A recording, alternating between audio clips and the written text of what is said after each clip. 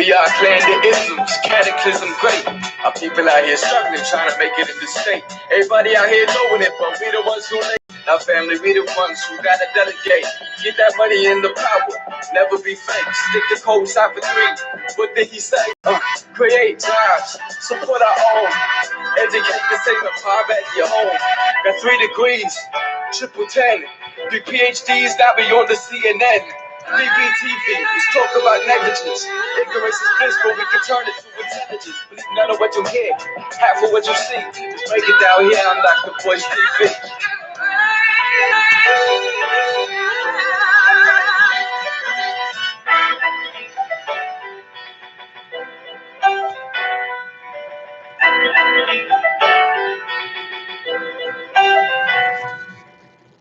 What's going on, guys? What's going on? I hope you guys are having a good day. I'm Dr. Boyce Watkins. Welcome to drboycetv.com, the home for intelligent Black people. What's going on? Do these Insta Lives get uploaded to YouTube? No, they do not. Good question. From DJD. My Instagram is The Real Boyce Watkins. So if you want to actually follow me on the gram, go to The Real Boyce Watkins. We actually have real conversations. I don't waste my platform talking about bullshit. We actually not waste, we don't waste anything. We use our platform to talk about real shit. So we talk about real issues in an intelligent way. And just because I cuss don't mean that we can't get insights. In fact, cussing is my way of getting to the point. I believe that, formalizing your language and trying to sound smart just for the sake of sounding smart ain't all that smart. And I can see through smart because, I'm not a stupid man. I ain't stupid. I hope I ain't stupid. If I am stupid, then you probably shouldn't be. If you think I'm stupid, then you should go somewhere else. Do me a favor. What's going on? Shout out your city. Shout out the city that you're from. I like to see what cities you guys are coming from. Let me see here. Irene says, love what you do. Well, I love you too, Irene. Thank you so much. Jeffrey Gordon, salute Dr. Carlo Harvey. Good morning from Atlanta. Let's see here. Somebody says, return to financial platform and abandon entertainment. You're doing Wendy Williams' job. Well, I say, fuck you. And if you want to hear me just talk about financial topics, actually, we have one of the largest Black-owned financial platforms in the world, actually, theblackfinancialchannel.com. So if you want to hear me just talk about financial topics, go to theblackfinancialchannel.com. Make sure you subscribe. Follow us on Instagram because there you can talk. We talk only about financial topics. So just so you know, I think it's very important. And the reason I say fuck you is not because I really want to fuck you because you're a dude or something. I don't do that. And I got a beautiful Black woman. So, y'all know what it is. But the reason I say that is because I refuse to be in the public eye and somehow have people believe that I'm not a human being. The reason that I am who I am and I don't hide on that shit, I don't hold it back, I don't pretend to be something I'm not, is because that is a trap you do not want to fall into. When you set yourself up and you pretend to be perfect, you end up looking like Bill Cosby and Tiger Woods, right? Because, Bill Cosby and Tiger Woods, it wasn't just that they made mistakes in their personal lives. It was that they spent their whole lives pretending to be perfect. And then when people found out they weren't perfect, everybody was shocked. Seriously, if Allen Iverson had been accused of the things Tiger Woods was accused of, it wouldn't have even been a news story. If it had been, Charles Barkley or something, nobody would have cared. But because it was a person who spent their life living a lie, then it was a big shock. So I'm not going to live a lie. I'm going to live my truth. I'm living it out loud. So once again, I reiterate the fuck you. And I also say I love you at the same time to say that, if you want to talk about financial stuff, I do financial lectures every week, all the time. But think of me like your college professor or your daddy or something, where I'm still a real man. I'm still a Black man who happens to be a finance professor. I'm not a finance professor who just happens to be Black. I don't do that. Blackness, I wear my blackness. I wear my manhood. I wear my Boyceness with me everywhere I go. And I'm not hiding from any of that. And if that's an issue for you, then you should probably go somewhere else. I'm sure World Star Hip Hop is looking for more subscribers. So anyway, with that being said, please hit the thumbs up button. Please hit the thumbs up button if you haven't done that yet. It's very important. It's an interesting conversation. I think this is an important conversation to be had. It involves a guy named Stephen A. Smith. And I really want to talk in particular about some of this stuff going on with Kaepernick and the way the Kaepernick conversation is playing out in national media. First of all, I want to say this. I'm going to start the conversation by saying this. ESPN is treading in very dangerous territory by having such direct racial conversations. I'm going to just be the one to say it. ESPN, sure, they love it because it's good for ratings. I got friends that are on ESPN and Fox Sports and stuff like that. A few good, friends that some I agree with, some I disagree with, but I consider them friends.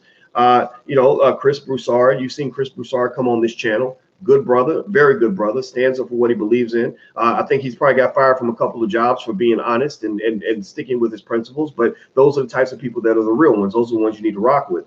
And another friend I have is somebody I disagree with at least 60% of the time, a guy named Jason Whitlock. The reason I'm friends with Jason Whitlock is not because I just think his opinions are wonderful and well thought out. I'm friends with Jason because I believe everybody has a right to have their own point of view, and me disagreeing with you does not mean that you can't still be my brother. You just might see the world from a different perspective. At the end of the day, if you're trying to be black, then I'm gonna always have your back.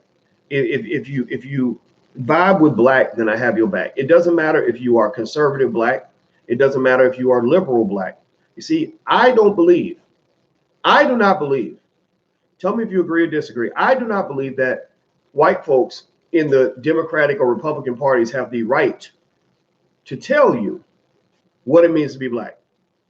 I don't believe that. I don't believe that they have the right to tell you that, well, if you're black, then all your conservative friends, you got to get rid of all your friends who voted for the Republicans because they ain't really being black. You being a sellout, dog, because you blah, blah. But you know what? I'm going to tell you, those same damn liberals who claim to have your back are the same ones that are putting your kids in inferior schools. And those motherfuckers graduate from high school, can't fucking read and shit. Excuse my French. It's too early to be cussing that much. I'm trying not to OD on my cussing, but it pisses me off. When things make me mad, I tend to cuss more. I've noticed this about myself. But they literally got your children going to these inferior schools and your kids can't read, and they got you caught up in whether or not the Republican candidate used the N-word in 1964, right? You get more caught up in whether or not he wore blackface to a party when he was in high school than you are about whether or not your children can actually read.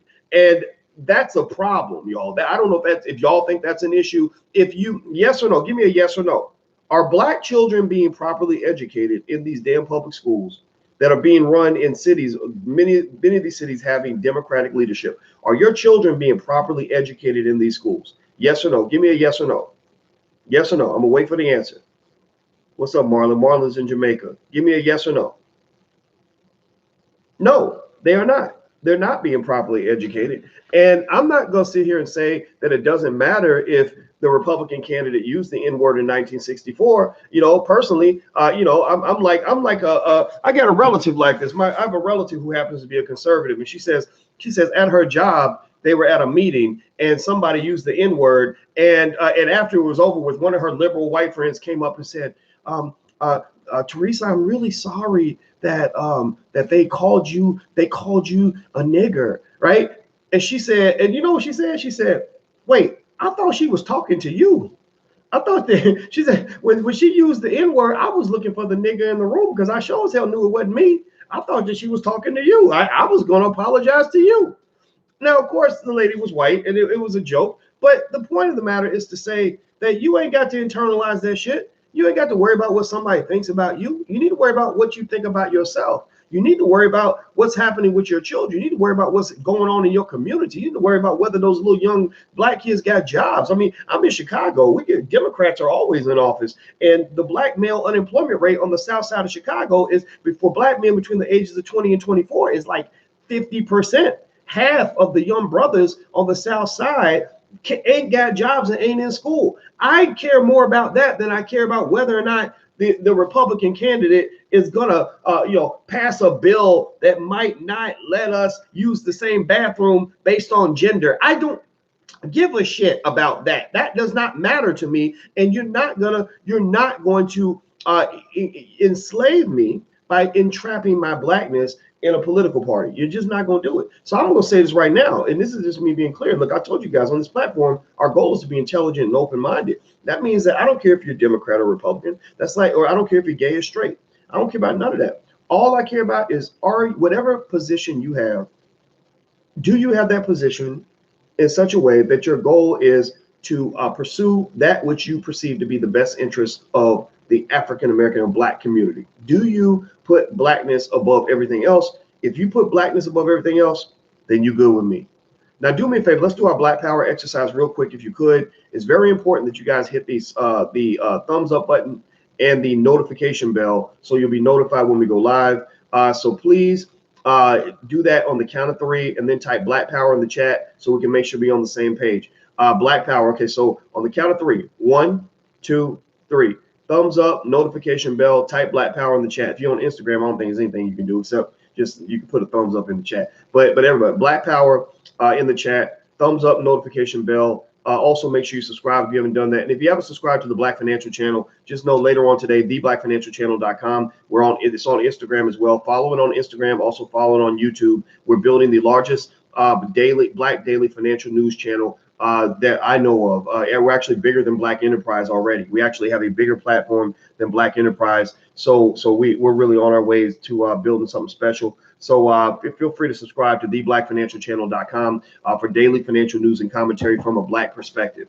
Everything that we talk about comes through the lens of Blackness, because I told you guys that our number one objective is to see the improvement of the Black community. We don't care about nothing and nobody else. Now, here's the thing. Here's what's interesting. So I saw Stephen A. Smith debating with Terrell Owens. Did anybody else see? Give me a yes or no if you saw Stephen A. Smith go pound for pound, toe for toe with Terrell Owens.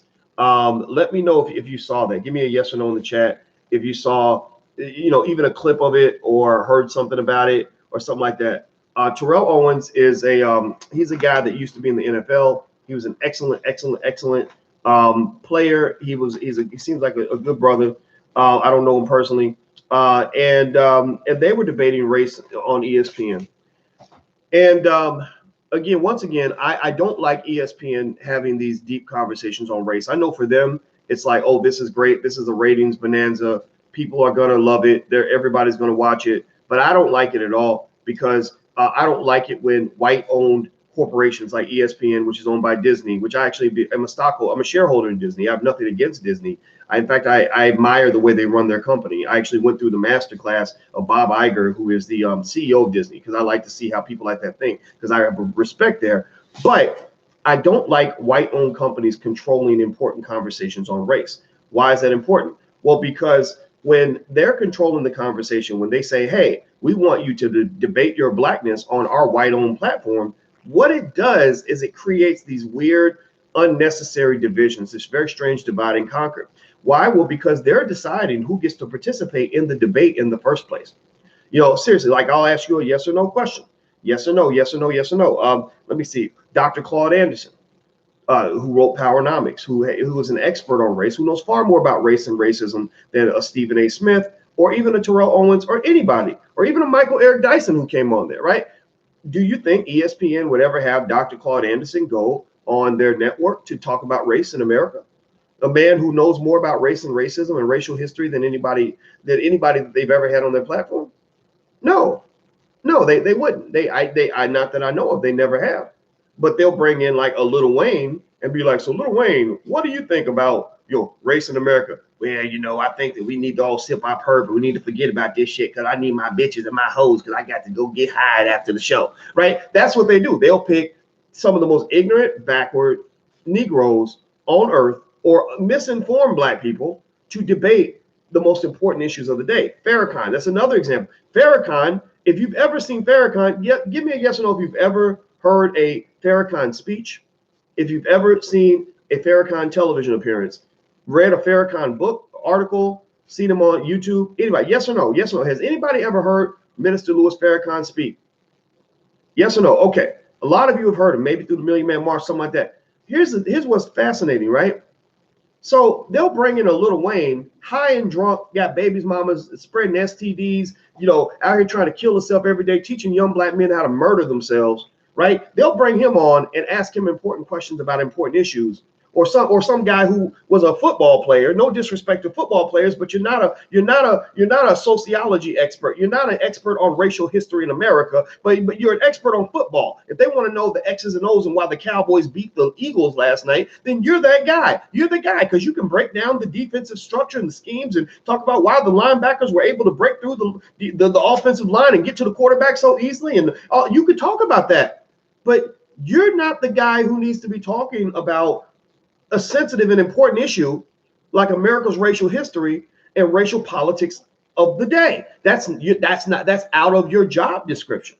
You know, it's just like you don't hear me really. I mean, I might make a quick commentary about the game last night and what I saw and how I think my Ohio State Buckeyes are going to win it all because they're just some bad motherfuckers this year. I could talk about that, but you would be stupid to put me next to Stephen A. Smith and have me debate Stephen A. over the X's and O's of football. Like, that would be crazy, right? But yet an ESPN will go grab a Negro off the street and be like, we want to ask you the most important questions about race in America that are going to affect the millions of people and be heard all around the world and maybe even affect government policy. Tell us what you think. And then they say something crazy and it ends up making us look ridiculous. It makes us look stupid, right? So I don't like ESPN controlling the conversations. They get to decide which Negroes to elevate and which ones to demote. When you have guys in there that get a little bit too real, those guys disappear. They never come back.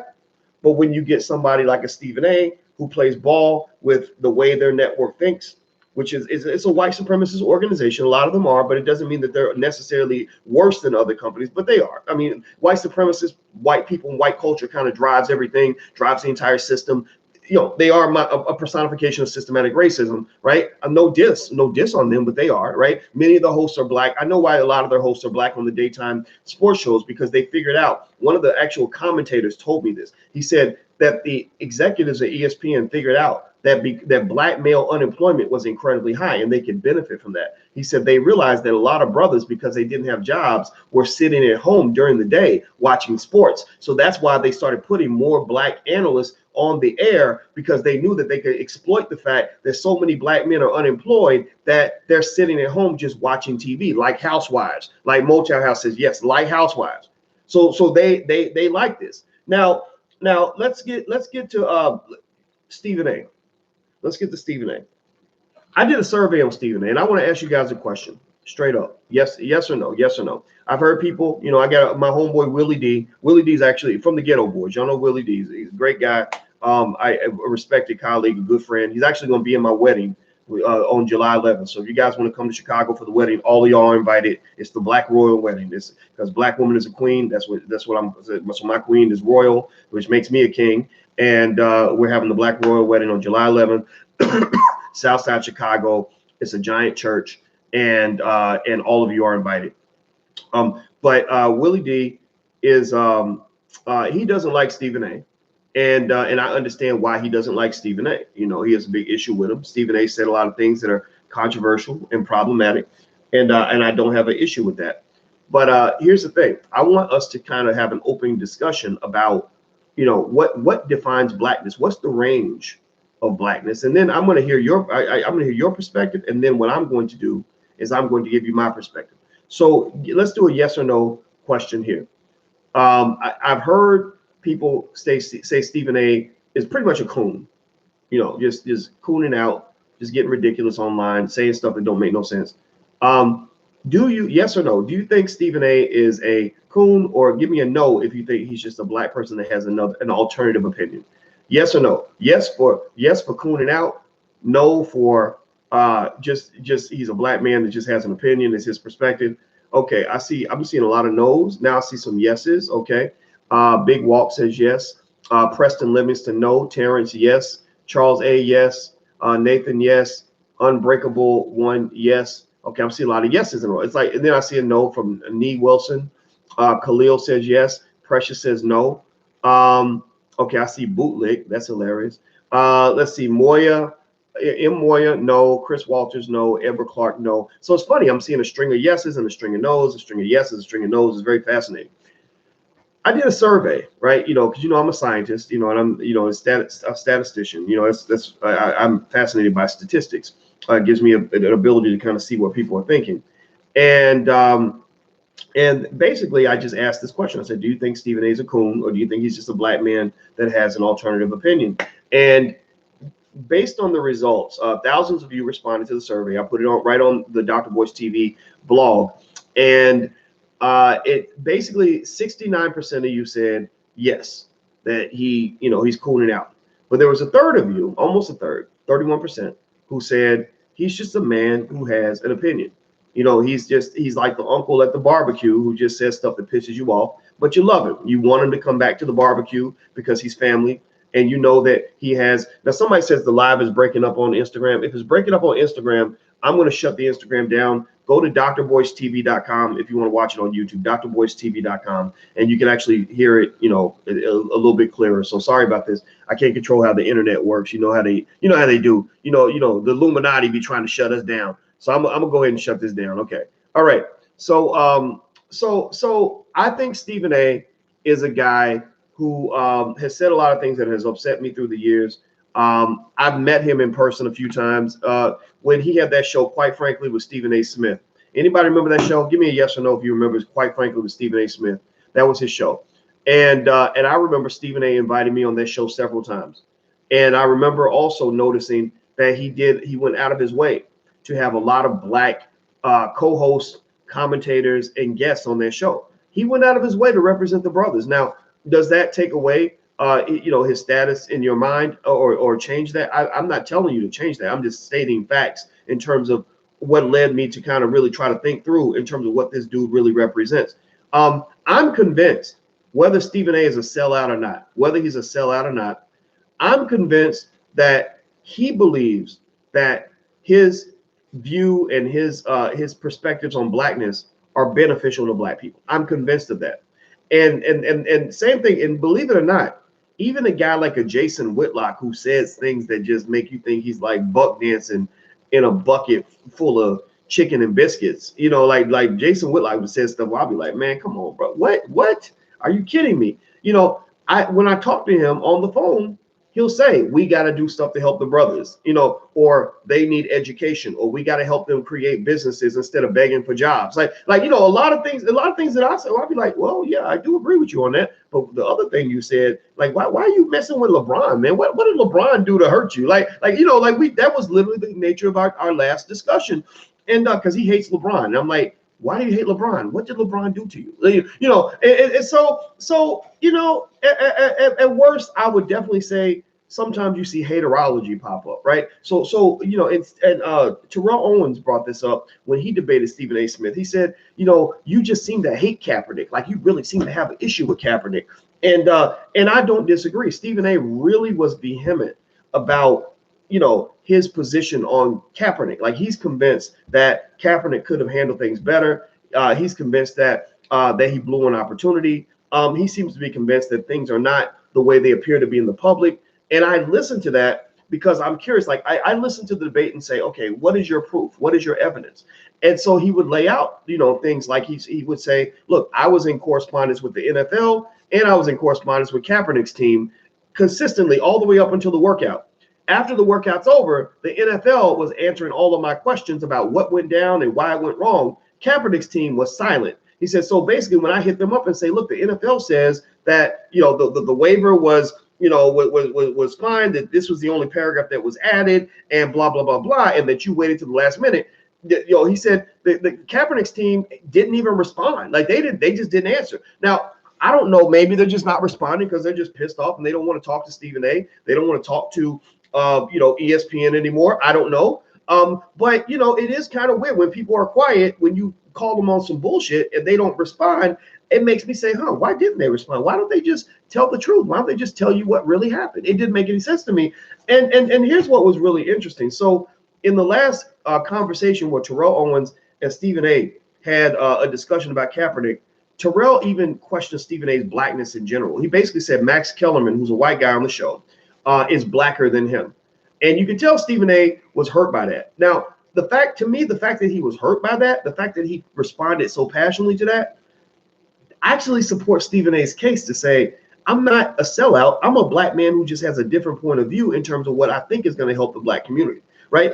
I think that a black man who doesn't care about black people at all would be like, man, I don't give a shit. Like, if you told Clarence Thomas, you ain't really black, Clarence Thomas, not only will he not would not agree with you, but he would say, I don't give a shit.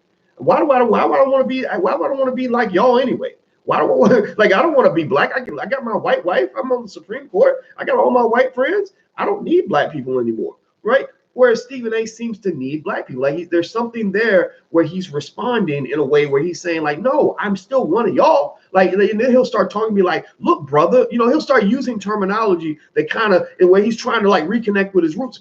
So I'm really thinking that when Stephen A goes to sleep at night, this is one of the things that's on his mind, right? Like how do I make sure my people know that I still have their back, even though my opinion might be a little bit different? This does not mean he's not a sellout, though, right? I think that the term sellout is a more general term than just relating to race, right? Sellout to me might be more applicable to the idea of basically, aligning yourself consistently with the agenda of a big capitalist entity like ESPN and saying basically whatever they want, I'm going to give it to them. Like I'm getting this $8 million a year. Dr. Claude Anderson refers to it as meritorious manumission, when Black people are rewarded financially for pursuing the interests of white slave owners.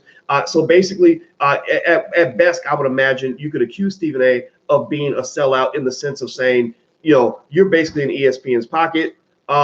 Anything that's contrary to the agenda of ESPN, you're probably not going to pursue that. And that's it. It just is what it is. And now, can he be criticized for that? I don't know. It depends on how you look at it.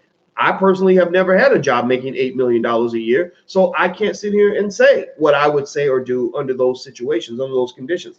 I don't really know this. Here's another thing I don't really know if I'm cool with is this idea that if you don't align with Kaepernick in every way, if you don't lockstep follow everything Kaepernick does, if you don't co-sign on every single thing Kaepernick does, then you ain't Black enough. You ain't Black because Kaepernick said that everybody should only take shits on Tuesdays, and you said that's not healthy, that's not smart, right? So you ain't Black enough. You ain't really Black because you ain't supporting Cap, man. Cap said everybody should only go to the bathroom on Tuesdays, man. And you up here, you out here cooning, dog. You out here cooning. Well, I say fuck you. Like, no, I'm not cooning. I have an opinion like everybody else, and it's okay. So I think that if you really want to align opinions and ideology with Blackness, maybe look at it in a broader perspective. Yes or no? Let's see who's Black in this room. Do you support the idea that it's important to bring attention to all the Black men that are being shot in the street? Yes or no? Let's say yes or no. This is our Blackness. This is our Blackness test that we're going to do. This is the only Blackness test I would ever give you. Yes or no? Do you think that it's important to bring attention to all the Black men that are being killed in the street? And while you guys answer that, I'm actually thank you, Bantam, for your donation. He says, don't you think Kaepernick got trapped into taking PR damage? He could have been trapped, but he didn't have to say yes to that interview. So, I don't know. I think they all took the PR damage, honestly. Why would he want to go back to the NFL after he sued them anyway? The NFL set him up. Well, yeah, that's true. But remember, a lot of things that we think are not a choice are actually a choice. Kaepernick does not need to play football anymore. If Kaepernick's smart, he'll never play again because in football, what it does to your body and your brain is unbelievable.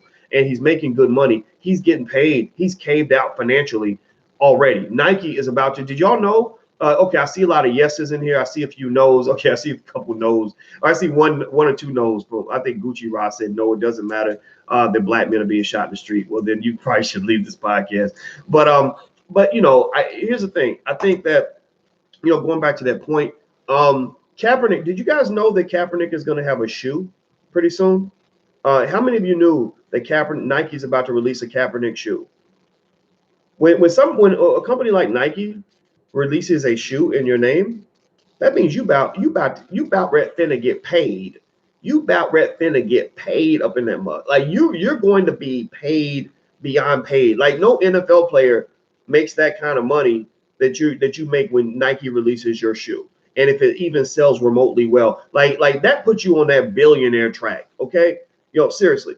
Like Michael Jordan made far more money from his shoe than he ever did as a player, right? So Kaepernick is good financially. I think that this whole PR thing was good for everybody, honestly. I think it was good for the NFL. The NFL could go back and say, hey, we tried to sign him. He didn't want to play, right? Which we know is some of that's BS, right? Because there were terms changed in that agreement. But then Kaepernick can come back and say, look at what they tried to do. Look at what the man did to me, and blah, blah, blah. And people are like, yeah, Cap, we love you, Cap. And then Kaepernick can be like, buy my shoe, y'all. And y'all, we you know how we are. We'll run to Nike and be like, oh, I got 2 pairs. I love Kaepernick. I got me 2 pairs of shoes. Now, I'm just telling you straight up, I ain't really interested in trying to buy Nike shoes as much as I'm trying to buy Nike stock. Okay, don't get me wrong. I got some Nike sneakers, but I bought my Nike sneakers after I got my Nike shares. I got plenty of shares of Nike. So when I read the other day from Bloomberg that Nike's market valuation went up $26 billion since they signed Kaepernick, $26 billion increase in the market value of this company after they signed Cap. Not that Cap was the sole reason for this, but he played a part in this. I said, yes, that good job, Nike, as an owner of the company, as a fellow owner of the company, which is what you become when you buy Nike stock. I said, good job.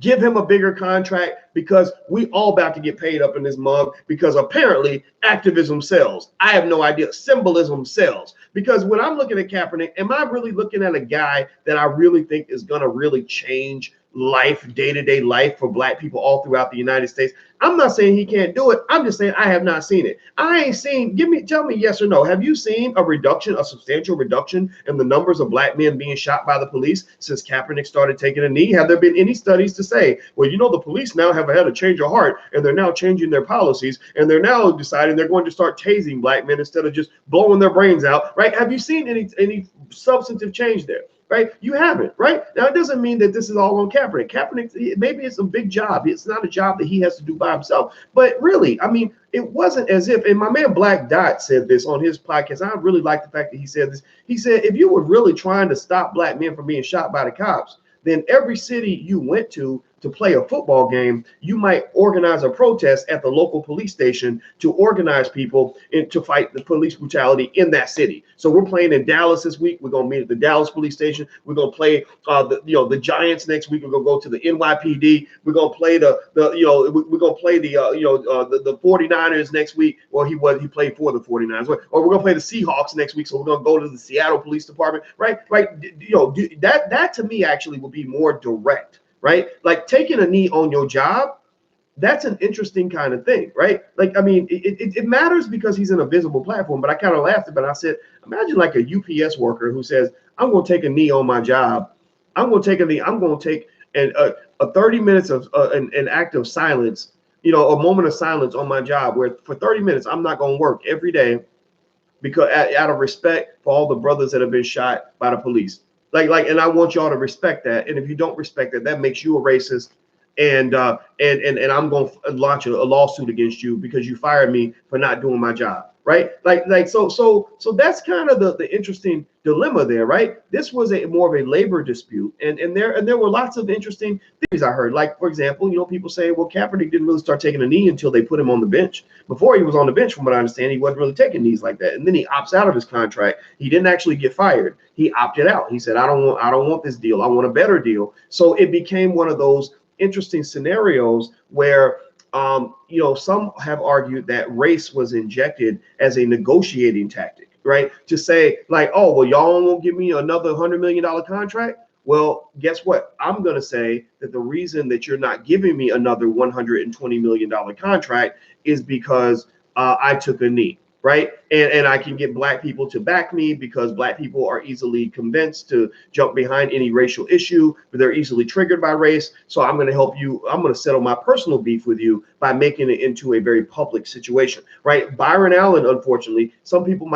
critics have said that that's what Byron Allen's doing, that Byron Allen's just pissed that Comcast wouldn't sign his channel. If they had signed his channels, he wouldn't be in this fight. If Byron Allen had gotten his channels, pets.tv, recipes.tv, cars.tv. If those channels were on Comcast, y'all would have heard nothing about no civil rights battle, none of that. So this idea that individuals are sort of fighting for your liberation and your freedom because they just wanted to do it, that's not quite exactly what it is. It's really somebody saying, hey, they're doing this to me, y'all. They're doing this to me, y'all. And if they do it to me, they can do this to everybody, y'all. So I need all of y'all to come together and help me fight my personal battle. So the question should become not so much, do you support or not support? Like I support Allen because I understand what he's going through. I saw it on my job. I support Kaepernick because I understand what he's dealing with. I saw it on my job too. I support them. But the question becomes this. If you get the cosign from the black community and the black community backs you and they come in, they go hard for you. They pow, pow, pow. Let's go get them. Let's take them down. And then Kaepernick goes and he signs a $100 million NFL contract. And then he's got another $200-300 million that's going to be coming from Nike. So him and his family are doing good. What is going to be done for the entire community at large as a reward for their participation in helping you to achieve that personal victory? And I think at that point, there has to be, and this is something that they probably haven't thought about. So I'm not even accusing them of anything. I'm just saying that this is the question that should be asked by intelligent people. Ignorant people ain't gonna get it. Like people that are, you know, if you're in the third grade intellectually, you're not gonna understand this shit. You're gonna think, oh, Boyce just hating, Boyce just being an asset. Fuck Boyce, Boyce got it wrong. Doc's stupid. We need to go get, you know, okay, fine. Go think that. That's fine. Go think that, right? But those who are above the third grade intellectually, I encourage you to ask yourself, you know, how do you make sure this isn't yet another like Obama kind of situation? Because remember, in the Obama presidency, the biggest critique you can make of the black community is that you gave everything and asked for nothing in return. You gave all the support, but when it came time for them to come back and give you what you just gave them, they're like, oh, I ain't got time for y'all right now. Now, I'm not saying Kaepernick's in that category, but again, I asked that question. Can we point to data that will show that, you know, more black men are safe because of something that Kaepernick's was? I know he's got the program called I Know My Rights. I'd like to know more about that. I'm going to read, you know, I've read a little bit about it. I want to read more, maybe even go to one of their events. But I really kind of want to see something a little bit more substantive and infrastructural, right? Like I want to see like a $20 million initiative in which he goes into a hood and creates you know, maybe it could be training camps for young black men who want to learn how to start businesses so that they can deal with the unemployment problem. Maybe he builds 10 schools across the country that are educating, you know, 1,000 children a year, right? Like maybe it's something like that. And that sure, that's a heavy burden. Sure, that's something that's a lot to ask. But to whom much is given, much is required. When you build billionaires and multimillionaires in your community, those multimillionaires and billionaires should be giving something back. Like if I come to you guys and say, hey, I want to be rich, I want to be paid, y'all. I need y'all to really back the Black Business School and really give us like $20 million, help us out, you know, reach deep in your pockets and have our backs. Then you have every right to come back to me and say, Doc, show us what you have actually done. Give us data to show that the community at large is benefiting, and that Boyce Watkins, they just got like, you know, a new in-ground pool and a new Ferrari and a private yacht as a result of the financial support. The yacht is okay. The pool is okay. The Ferrari is okay. But it's not okay if there hasn't been substantive progress made on a broader scale. Right. So that's why I always come back to you guys and I say, actually, OK, the Black Business School, we actually have 82,000 students, and the stock market participation rate for our students is actually 5 times higher than the general population. Like the vast majority of the people that learn from me are invested in the stock market, which push them ahead of most Americans. Their families' wealth levels are going to be higher than most Americans. Give me a yes or no. Yes or no. Have you done anything different financially as a result of the fact that you watch this podcast? Yes or no. Has your life changed in some meaningful way? Meaningful, not just feel good, not just like, oh yeah, I listened to Doc, it made me feel good, it inspired me. That's cool. But have you had action in your life? Are you investing in the market now? Because I've been talking to you guys about that. Did you go buy your first home because you watched this podcast? Yes or no? Give me a yes or no in the chat. I need this. This is my fuel for today. This is going to get me started. Okay. Have you gone out and started a business because of something that you've seen on this platform, right? And this is what I expect to give you guys, even if you've never paid me a penny. This is what I want you to have, even if you're giving me nothing. Now, if you're giving me something, if you're giving me money, then shit, I really owe you. I really have to work for you. And if you don't feel that your life is changing as a result of our interaction or the support that's there, then I'm the first to tell you, you should not support me at all. You should not give me a nickel, right? Because I'm telling you, Black folks need to move past symbolism. We need to move past this. Like I give somebody my money because I'm just happy to see a Black family in the White House. Well, that ain't your family. So what the fuck, man? Seriously, think about your family. I mean, my family, I'll show you my family and I want you to be inspired by that. But then I want you to think about your family and your life. And if your life is not evolving as a result of our interaction, then you are in the wrong place. You need to be with people, Black people who want to make progress, should spend time listening to people who help you make a difference in your own life. There must be substantive change. And you can't tell me given that we've educated tens of thousands of black children on investing and parents as well, you can't tell me that these families are not going to see tremendous financial benefit in this generation and the next. It's just, it's inevitable that that's going to occur. Okay. So that's what I'm saying. I think that if, we want all of our public figures to have some sort of expectation, some sort of concrete mandate, which states that because black people supported you, black people's lives are actually improving and getting better. They have better jobs, they have the better education, better ability to feed their families, they feel safer and more secure, their communities are better. If that doesn't happen, then what's it all for? What does it all mean?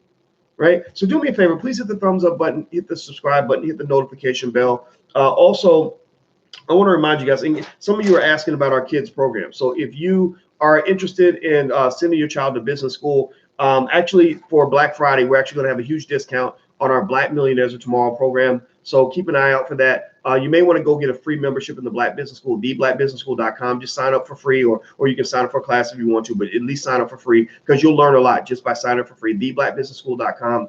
And when the sale happens for Black Friday, I'll send out the note. So don't buy anything now. Don't invest anything now. Just think about it. And what we'll do is we'll offer you a massive discount, an offer you can't refuse on the children's programs and my adult program, my stock market class. Okay, so that's what's going to happen on Black Friday. That's theblackbusinessschool.com. Also, you guys know pretty soon we're having seminars on estate planning with Walter Cotton, attorney Nicole Compton, on how to plan your estate. Like I spend a lot of time thinking about my estate, and it's important for you to do the same thing.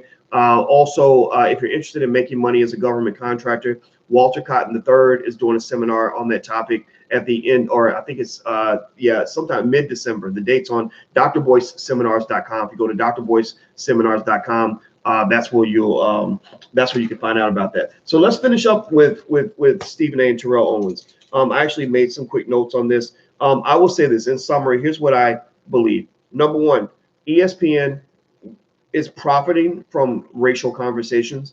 I don't like it. I don't think that they should be able to continue to do that. Racial conversations need to be hosted by black people, and black people need to be the ones deciding who gets to participate in that conversation.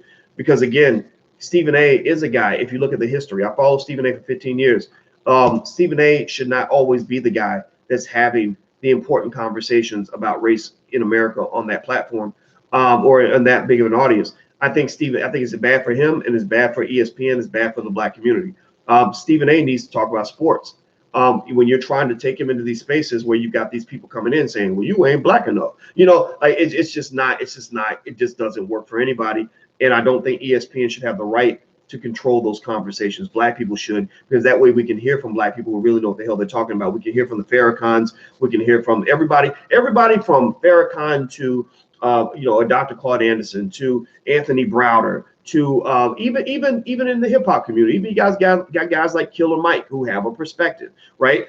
You need to hear from all of that, and you also have a ton of Black history experts and Black sociology professors and Black political science experts that you never hear from because they ain't celebrities, because they didn't have a goddamn record deal. Well, maybe he didn't get a record deal because he was busy getting his PhD in Black political history, right? Maybe he's because he's a greater expert on Marcus Garvey than he is on on hip hop and Lil Wayne and whatever, the Migos.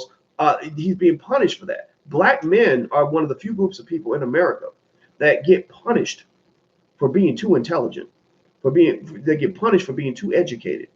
They get punished by even other Black people for actually being too serious about the future of their own community. And that's why this platform exists. That's why the first thing I say to you guys when you guys come in is I say, this is the home for intelligent Black people.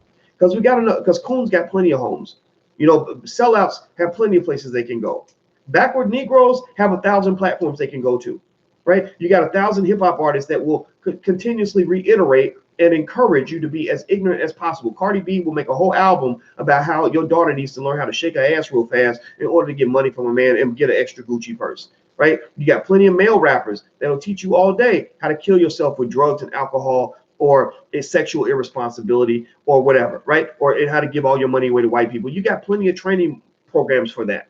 There's plenty of of nigga factory, niggatry training programs out here that already exist. So my thought was, I want to have a space where black people can come here and kick it and still be black, still cuss, still you as black as anybody, and to understand that your blackness should never be tied to ignorance. As a black person in America, you should never co-sign on stupidity. You can't. So anyway, let me keep going.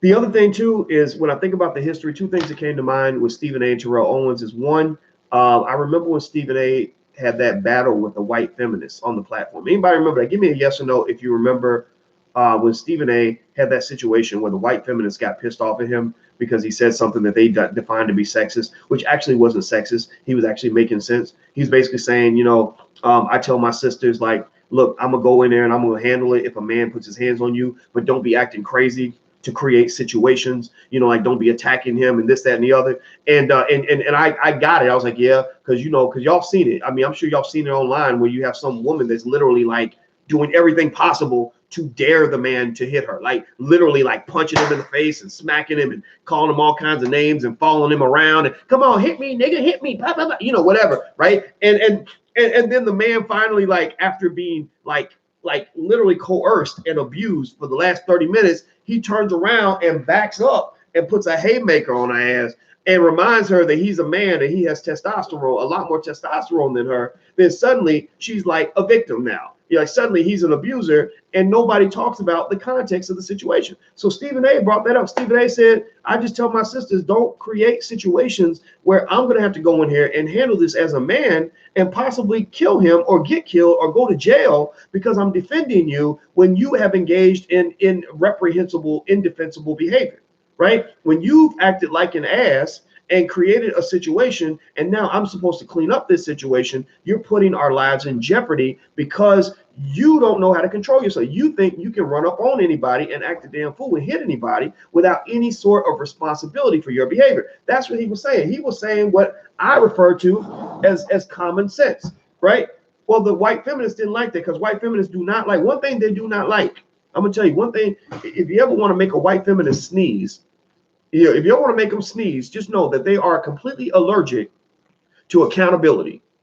They are allergic to accountability. If you hold them accountable for anything, wait, you ain't be responsible for your actions, right? Like, what did you do to create this, right? Seriously, break out in how they can't handle accountability. They don't like that. So Stephen A. was basically saying it takes two to tango. Not every fight is the same, right? Some situations are clear and egregious, right? He punches her out because she didn't bake the cookies right or whatever, right? That's cool. But every situation ain't like that. Real people know that these situations can be complex, right? And Stephen A. was basically saying something that I thought was straight up common sense. Look, don't start none. If you don't start none, it won't be none, right? And basically they got really mad at him. And you know what happened? This white woman went on Twitter, and she clearly violated company policy by attacking him on Twitter. On ESPN, they have a rule. You cannot, if you work for ESPN, attack another brand on the network. You cannot do that. She violated company policy.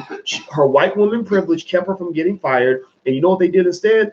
They suspended Stephen A. And then before he got suspended, he had to apologize on the air like a fucking little boy and look like a tiny little man with no penis and just, like, I'm sorry, I didn't mean to upset Miss Sally. I apologize. It was wrong. I'm so sorry. Here's what's fascinating. Anybody remember that? Y'all remember that? Y'all remember when that went down? It was very interesting. So I thought about that when I saw Stephen A., kind of get his big contract. I mean, I was thinking, this like bowing down and sucking up must really pay. Well, because I personally couldn't have done it. I couldn't have done it. But then again, I've never had to walk away from $8 million a year. So I can't say for sure, but I don't, from what I saw, it bothered me. But then also, if you also recall Stephen A. Terrell Owens, when he had his battle with the white man. Remember that? Remember when T.O. was playing? Anybody old enough to remember when T.O. was playing? He was a bad boy, but yet he was a bad boy. He was a bad boy, but he was a bad boy. If you know what I mean. He was a bad boy, but he got spanked like he was a bad boy, right? Remember they when T.O. would get out there, this man played in the Super Bowl with a damn near broken foot, put his shit on the line to try to help the Eagles win the Super Bowl, and they still talk about him like he was a criminal. I mean, just bashed the hell out of this poor man. And I remember thinking to myself, I said, well, goddamn, what did he do? Like I'm Googling, like, did Terrell Owens, did he beat a woman? No, he ain't do no domestic violence. Terrell Owens, did he get arrested? No, he ain't get arrested. Terrell Owens, did he steal something? No, he didn't steal. What's the problem? Do you know what it was? They just decided that T.O. was a bad person. That's it. They just literally out of thin air. This is what white folks do because they control that damn media. That's why black people need our own media. So they just decided that because Terrell Owens was a bad person, they were going to spank him, and they humiliated the shit out of him. Humiliated the shit out of him. Do you remember? Does anybody give me a yes or no? Give me a yes or no if you remember that press conference that T.O. had where his agent, who's probably a white guy, had him go on national TV and apologize like a little bitch. Does anybody remember that? Give me a yes or no. Give me a yes or no. And in fact, actually, while you guys respond to that, I'm going to say thank you, Miss Janice Elaine. She says, Boyce, could you oblige me when time permits by sending me the wedding invitation? Oh, she put her address, and that's so sweet. Well, we're not going to mail out invitations, Miss Janice. We're going to put up an Eventbrite, and you will have the ability to just RSVP. You got to tell us you're coming. And then if there's enough space, then you'll get the invitation that way digitally. You can print it out because we can't mail out, like thousands of invitations. But you can print it out and you show up at the door with your invitation and you will be allowed into the building. Okay. So there you go. So that's how we're going to do it, baby. That's how we're going to do it. All right. So yes. Okay. So a lot of you remember that. A lot of you don't. Go look it up. It was really weird to me. And it really hurt my heart as a black man to see a brother, a big, strong Adonis type brother. I mean, T.O. was a bad boy, big, muscular, 6'3", whatever he is, one of the greatest athletes on earth, like this, like a little kid, like he was a slave who stole some butter biscuits and was trying to apologize to Massa so he wouldn't get beat no more. That's what it was. That's what it was. This wasn't nothing but slavery in full display. This was a buck breaking. That's what that was, buck breaking. Y'all know the term buck breaking. It's something that they've done for hundreds of years to strong black men. They want to break you to show you and the world who's really running this thing, who's really got the power up in this mug.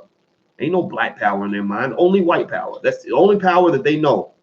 So here's what's fascinating about this. And actually, before I move to this final point, do me a favor, please hit that right now on the count of 3. Everybody, please hit the thumbs up button, hit the share, hit the subscribe button, and the notification bell. And if you feel the need to share it on Twitter or somewhere, please share this conversation because black people need to hear this stuff.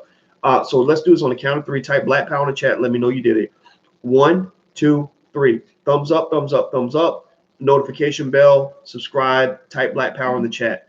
And while you guys do that, I'm going to say thank you to Reginald Dawson. Are you still headed to Ghana on the 6th? I'd like to hear more. Yes, I am going to Ghana on the 6th, and I will do a lot of I'll do a lot of video presentations as I go to Ghana, and based on what I see, I have no idea what it's going to look like in terms of the meetings and everything, but I know we're meeting with some delegates and stuff, so we will get some business done. My son is going over there with me, so this is personal, but it's very business oriented in terms of what we're trying to do. All right, thank you very much, Justin and Wayne and Miss Janice and Benson. I appreciate it very much.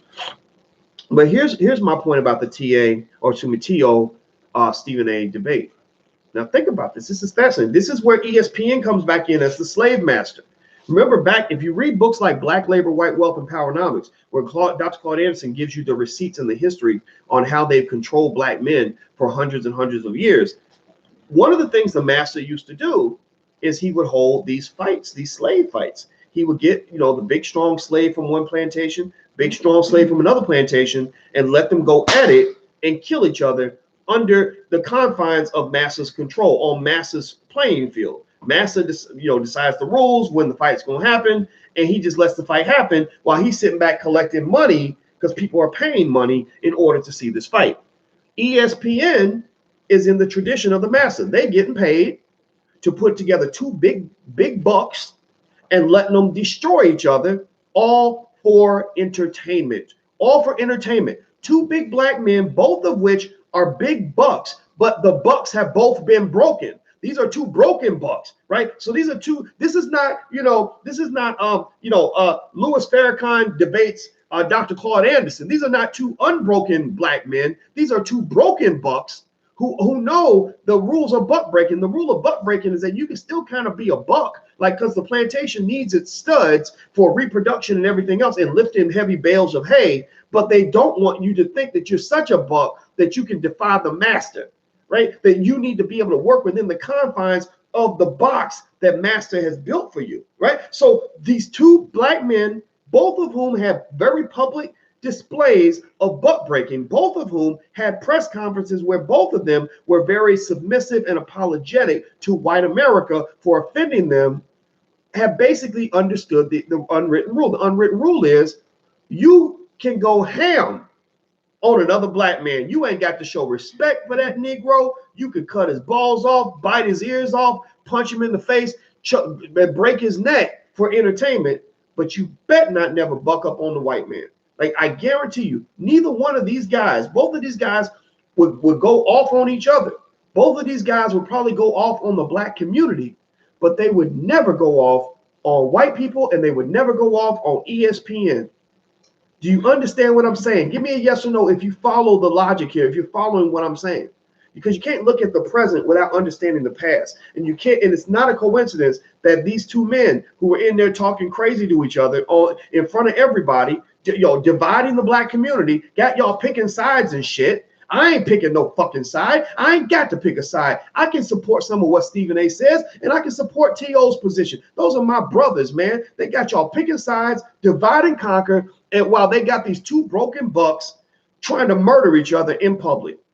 Well, I say to ESPN, fuck you and your agenda. You're not going to profit on the divisions in the black community for your own personal gain. We are a sick people. Black people have a lot of healing to do. Black people have issues we got to fight through. We got divisions. We got misunderstandings. We got people trying to take each other out. We got black people. If you ever want to see the essence of all of this, just go on the internet and look at how many black YouTubers right now are calling each other all kinds of horrible names when all these people should have been working together, right? I have people, that were coming at me and attacking me, right? And even I got caught up in it where I was like, but first I'm like, okay, I'm going to support anyway. I'm going to overlook this stuff. But then I'm just like, man, what are you doing? Like it's a mess. It's crazy, right? And all these people, I'm gonna tell you, you can go down the list. I can even name some names like Umar Johnson. You got Yvette Carnell, Tariq Nasheed, Michi X, etc. I'm not gonna say nothing negative or positive about any of them right now. That's another conversation. I'm just gonna say I don't understand why all these people aren't working together, because they're all black, and I listen to all of them intensely, and all of them are saying the same shit. But yet the divisions persist because we have learned how to take each other out. And that's why you can't take out white supremacy, because you're so busy killing off your own. That's what we do. So I don't want to. So it is what it is. People going to be people. They're going to do what they do. ESPN's going to do what they do. But I'm just trying to tell you guys, if you want my opinion, when I see T.O. versus Stephen A. Smith, Kaepernick versus Jay-Z, Eric Reed versus Stephen A. I see all of that, man. I'm like, you know what? This is all secondary, because up in this mug, we're B1, black first, B1. So type B1 in the chat if you agree with me that we have to be black first. B1. That's the point I'm making to you guys. It must be B1. Please type it in the chat. B1.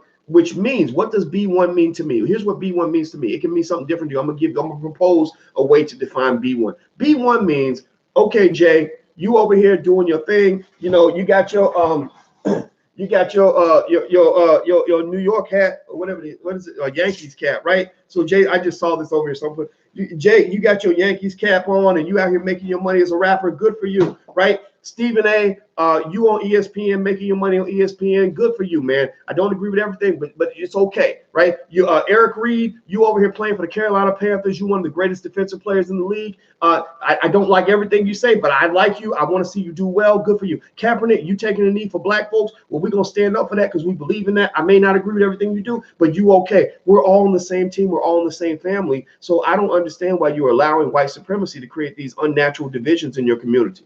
That's my point.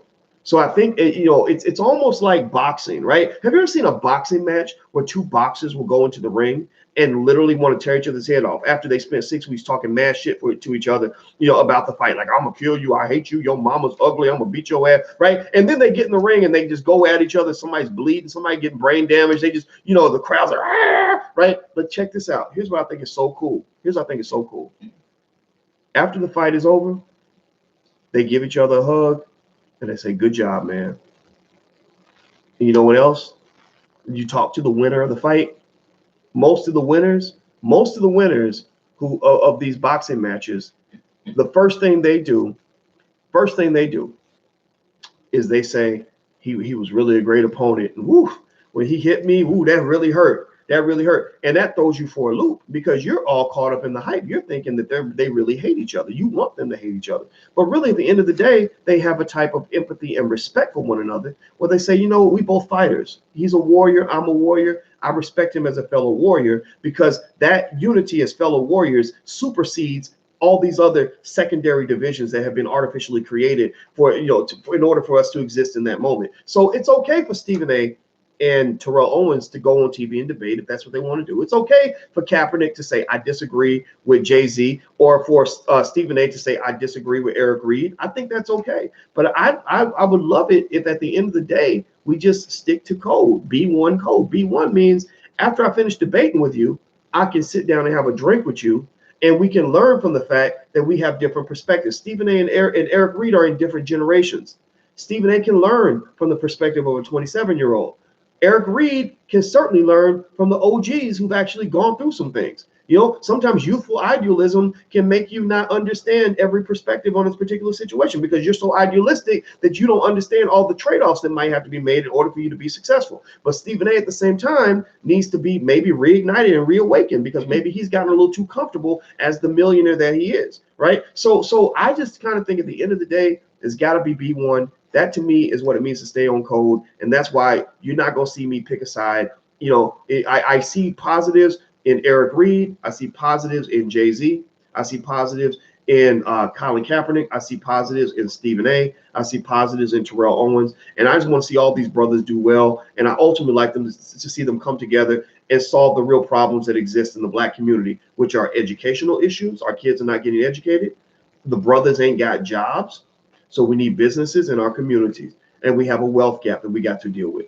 That's what I want to see. All right. So before I bounce, I want to say thank you, Tyrese X. Thank you for your donation. He says, I heard you're raising money for schools. Mark my words, OG. I'll donate 1,000. I'm a man of my word. Man, I respect that, brother. That was a great statement. Tyrese X.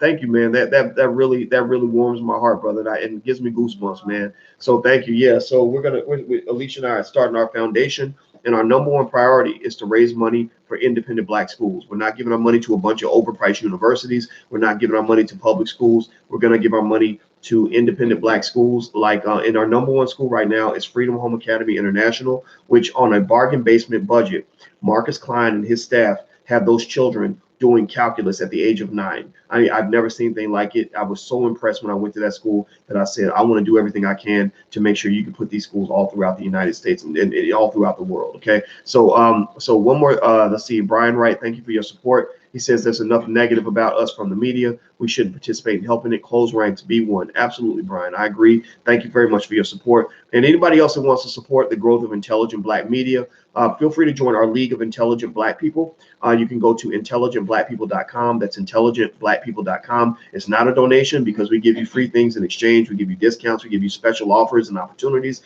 private invitations for private training sessions that I do. So you will benefit from this. So go to intelligentblackpeople.com if you want to help us grow. And don't forget to subscribe to theblackfinancialchannel.com, where we do daily financial news and commentary from a Black perspective. And of course, you guys know that at theblackbusinessschool.com, we've got experts on the line right now ready to talk to you about your economic future. So that's theblackbusinessschool.com. Everybody type B1 in the chat, and also please hit the thumbs up button before you go. I'm out. Have a good day. I'll see you guys soon. Be good. Peace.